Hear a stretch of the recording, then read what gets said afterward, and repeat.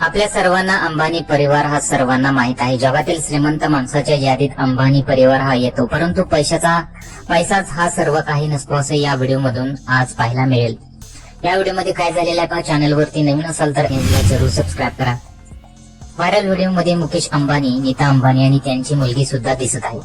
आता व्हिडिओ मध्ये तुम्ही बघू शकता की कुठल्या तरी कार्यक्रमाला हे तिघेजण उपस्थित आहेत, परंतु इथं झालंय असं की तिघेजण उभे आहेत, परंतु मुकेश अंबानी यांच्या चेहऱ्यावर अगदी दुःख दिसत आहे.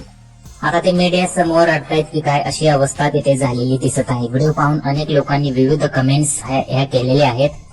काहींनी असं म्हटलेलं आहे की मी गरीब आहे पण आनंदी आहे, तर काहींनी असं म्हटलेलं आहे की पैसा सर्व काही नसतो.